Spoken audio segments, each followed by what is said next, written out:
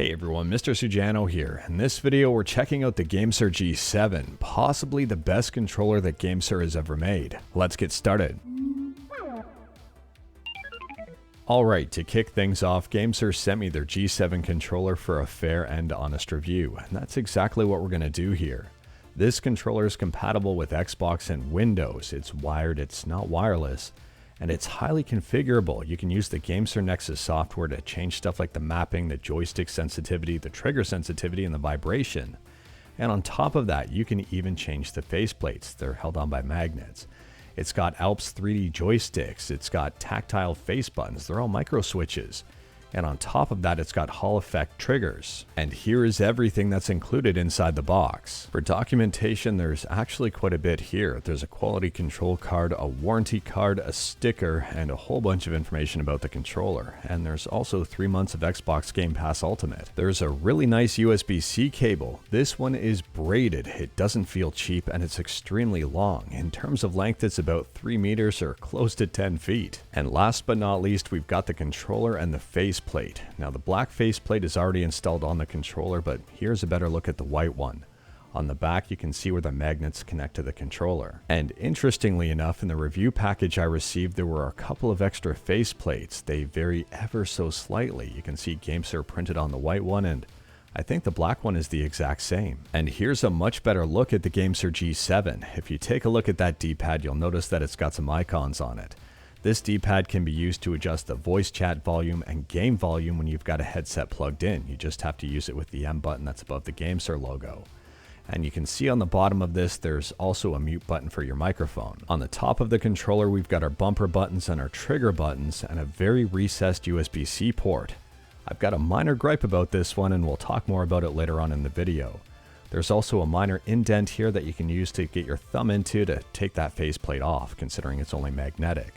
On the back of the controller, we've got our M1 and M2 paddle buttons, and the grips on this are textured rubber. They feel really nice. From an initial comfort perspective, I am really liking this controller. The triggers feel great, the joysticks feel great, and the face buttons feel incredible. They are all micro switches and they're very nice to touch. The D-pad is also clicky, and some people might like this, some people might hate this, and we'll talk about it more in just a minute. Changing the faceplates on this is really simple and straightforward. They are held on by magnets, and it's pretty easy to get your thumb in there to pry the faceplate off. All you have to do is pull the old one off and put the new one on. And I did try using this without a faceplate, and it's not that comfortable, so it's not really recommended. Make sure to keep a faceplate on this one at all times. And surprisingly here, with the interchangeable faceplates, there aren't really many gaps, and there's not really a rough edge on the outside, so this is a big win. Whether you're using the G7 on Xbox or Windows, it's pretty simple and straightforward, considering it's just plug and play. And if you didn't want to configure anything, you don't really have to. The default setup here is pretty good. Checking out the joysticks on my PC, and they are working very well. There's very little error, and they are registering nicely. I was pretty impressed with the accuracy overall on these joysticks. Even drawing little circles in each quadrant, everything is coming out absolutely fine. So I've got the GameSir G7 plugged into my PC, and here's Ultra Street Fighter 2 up and running in Yuzu. Now some people are really going to like this D-pad, and some people are going to hate it. This D-pad is extremely accurate and not necessarily the most flexible. For example, if I'm pressing right, I'm only going to get right. If I'm pressing left, I'm only going to get left. If I roll my thumb on the left direction, I'm not going to get up or down. It is extremely precise. So if you like to play fighting games, this might be very frustrating for motion inputs. However, if you're playing platformers and favor accuracy, you might really like this one. Now, truth be told, this D-pad will be a complete matter of personal preference, and if you are planning on using it for fighting games, it's absolutely fine, but you do have to get used to how it works. I'm having no issues whatsoever getting anything out, and the joysticks here are also pretty darn awesome.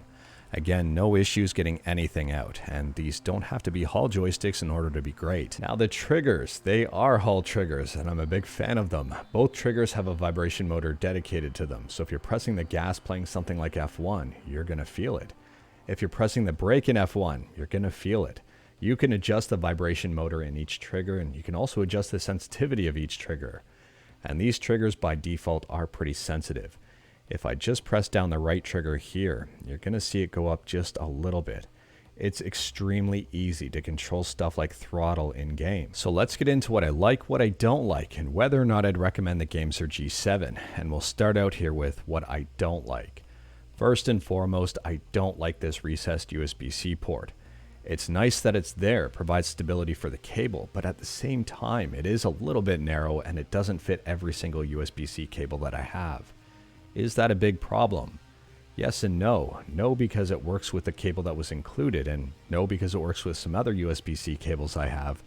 But at the same time, if you have a chunky USB-C cable, it's not going to fit. Now, the second thing I don't like about this controller might be a deal breaker for a lot of people. This controller is not wireless. You need a cable in order to use it. Although the included cable is plenty long, at the same time, a lot of people prefer a wireless controller nowadays. And the last thing here, this is a minor gripe. On both triggers, the end corners are a little bit sharp, so if you're playing a racing game for an extended period of time, you might notice these triggers digging into your fingers just a little bit.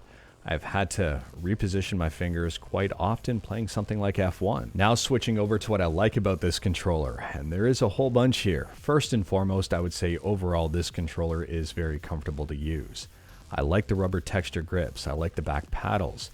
I like the micro switch buttons, the joystick, the D-pad, the triggers all work great. The controller is responsive, the vibration motors are great. On top of that, this controller is extremely customizable. If you wanted to use the software, you absolutely can, and you don't have to if you don't want to. And in addition to that, I love the faceplate idea. I mean, pulling this off is really simple and straightforward, and it's just held on by magnets. And for creative people who might want to draw on this, I think you absolutely could. And if you screwed up, just use the other one. It's not really a big deal. And an added benefit to being able to take off these faceplates very easily is actually cleaning this controller.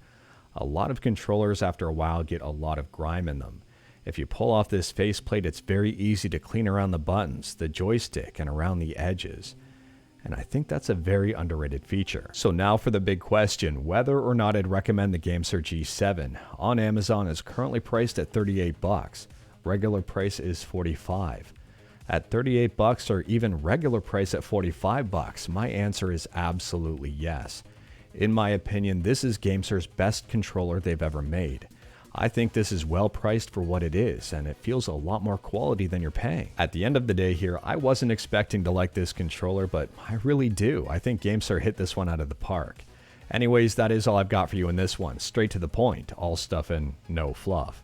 Let me know your thoughts on the GameSir G7 in the comments below. If you like this video, leave a like. If you didn't like this video, leave a like. Hit that subscribe button, check out my other videos. Don't tempt fate, save your state.